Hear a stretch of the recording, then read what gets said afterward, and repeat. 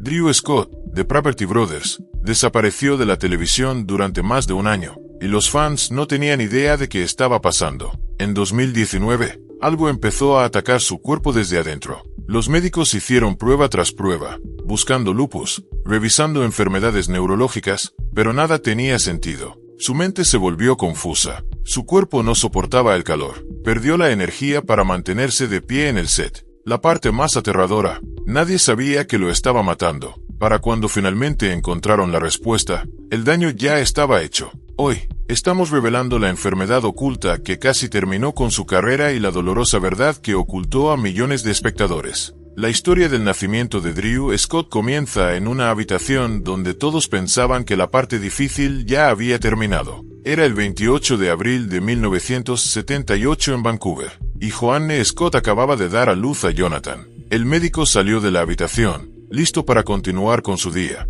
y Joanne se permitió respirar por primera vez en horas. Entonces una enfermera se inclinó hacia adelante con una expresión extraña y susurró que sentía otro latido. La mente de Joanne se quedó en blanco. Más tarde bromeó diciendo que sus primeras palabras fueron algo que no podía repetir en compañía educada. Pero Drew recordó haberla escuchado gritar, «Oh, esa H», con incredulidad. 4 minutos después de que llegara Jonathan, Drew entró al mundo. No había habido ninguna señal de gemelos porque en 1978 los ultrasonidos eran poco comunes, a menos que algo pareciera ir mal, y los latidos de los niños se habían alineado tan perfectamente que incluso oídos entrenados no lo detectaron. Para los Scott, la sorpresa no fue solo grande, fue un cambio de vida. 2 hijos en lugar de 1, 2 futuros desarrollándose al mismo tiempo. A medida que el impacto inicial se desvanecía, su vida familiar tomó forma en una tranquila granja de caballos en Maple Ridge. Jim y Joanne habían llegado desde Escocia y construyeron su hogar con sus propias manos.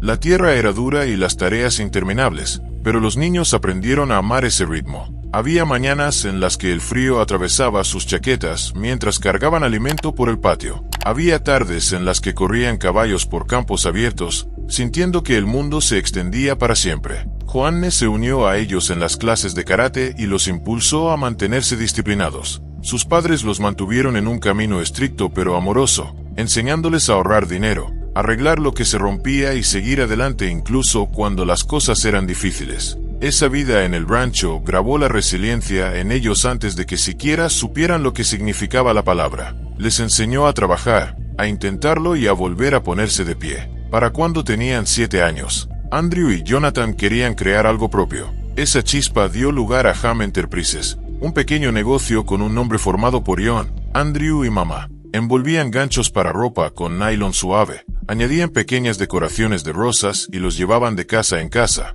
vendiéndolos con sonrisas tímidas y grandes esperanzas. Su discurso de venta era sencillo, pero su esfuerzo no lo era. A veces las puertas se cerraban de golpe. A veces la gente compraba 5 de una vez. Luego, un mayorista hizo un pedido enorme, del tipo que les hacía abrir los ojos de par en par. Los chicos ganaron cerca de $15,000, una cifra que se sentía mágica en la década de 1980. Joanne los guió a través de facturas y entregas, convirtiendo su pequeña artesanía en una verdadera lección de negocios. Ese primer éxito les mostró que el dinero podía crecer a partir del trabajo duro y que el trabajo en equipo importaba más que el talento. No mucho después de eso, su mundo dio un giro extraño y colorido. A los 8 años, se convirtieron en payasos infantiles. Drew se convirtió en Curly y Jonathan en Dimples. Sonaba ridículo, y lo era, pero esos trabajos pagaban hasta $100 por hora. Actuaban en desfiles y fiestas de cumpleaños, cubiertos de pintura y equilibrando accesorios mientras los niños reían a su alrededor.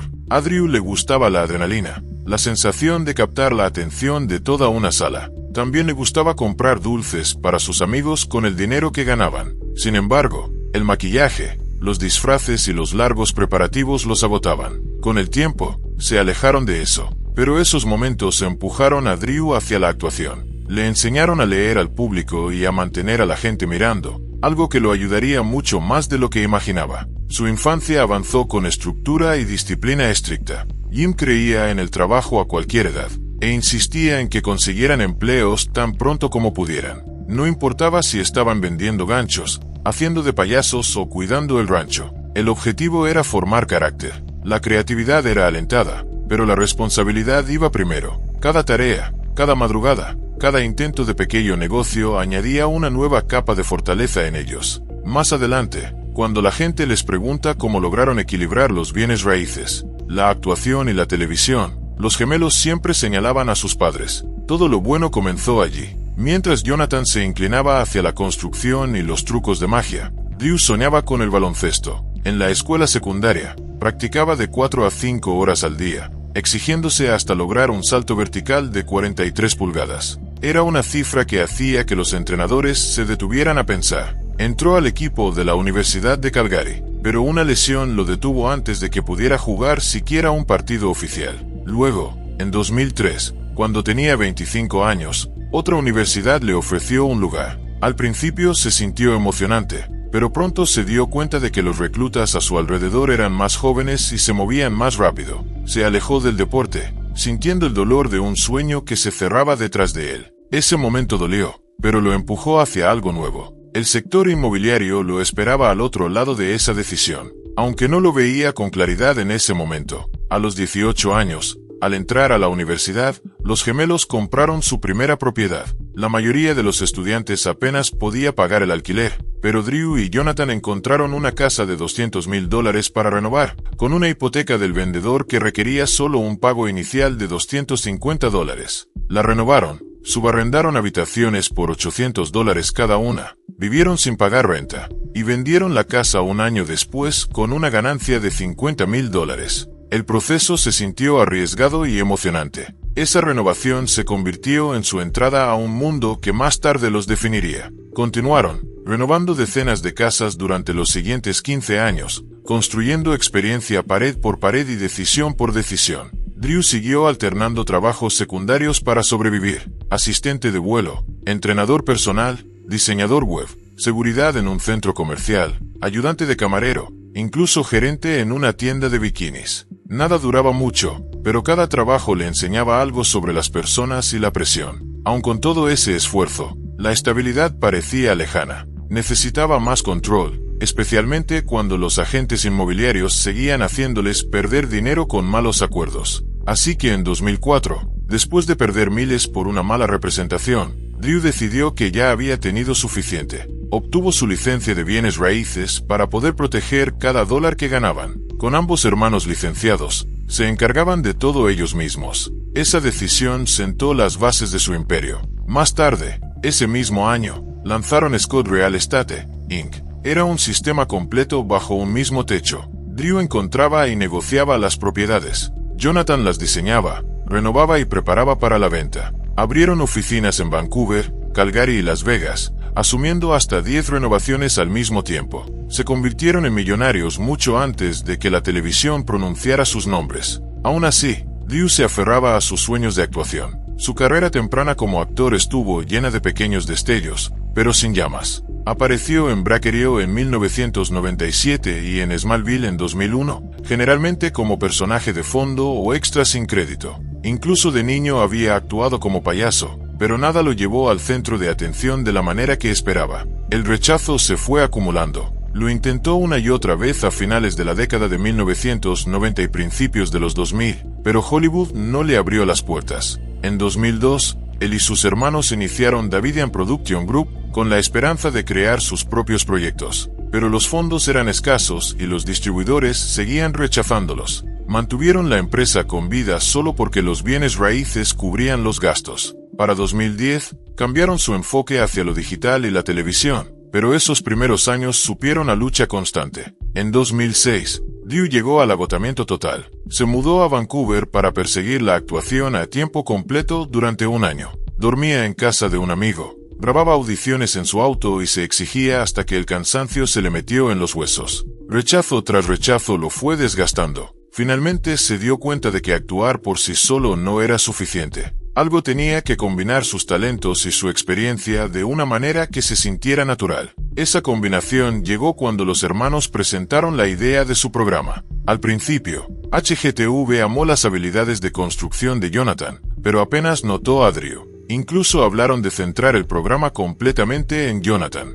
Drew Scott se sintió pasado por alto tras años de querer estar frente a las cámaras, pero luchó por su lugar y convenció a HGTV de que Property Brothers necesitaba a ambos gemelos. Firmar el contrato fue un riesgo. Ya tenían un negocio inmobiliario exitoso. El pago era bajo y el fracaso les costaría tiempo valioso. Aún así, confiaron en la visión. Cuando Property Brothers se estrenó en 2011, todo cambió. Drew se convirtió rápidamente en el rostro del programa, ya que más de 1,5 millones de espectadores lo sintonizaban semanalmente, sin saber que él ya tenía 15 años de experiencia en bienes raíces. El programa creció rápido. Filmado de manera intensa en Vancouver, se expandió a spin-offs, productos y fama nacional en solo 2 años. Ese éxito se construyó sobre trabajo real. Drew y Jonathan dirigían Scott Real Estate desde 2004, renovando casas con presupuestos ajustados mucho antes de que llegaran las cámaras. Las primeras temporadas fueron agotadoras, con jornadas de 16 horas, horarios apretados, propietarios reales y una resolución constante de problemas, mientras Drew alternaba entre presentador, negociador y tomador de decisiones. Para 2013, la franquicia se amplió con Buying and Selling, Broter vs Broter y Forever Home. En 2015, lanzaron Scott Living, que de manera inesperada alcanzó los $100 millones en ingresos en solo 2 años. Drew también ayudó a construir Scott Brothers Entertainment, produciendo más de 20 series para 2024 para HGTV, Netflix y Amazon. Compaginó grabaciones, viajes, juntas directivas y producción, a menudo volando de noche y regresando al set al día siguiente. El ritmo finalmente pasó factura. Para 2025, Drew sufría agotamiento severo, mareos y debilidad.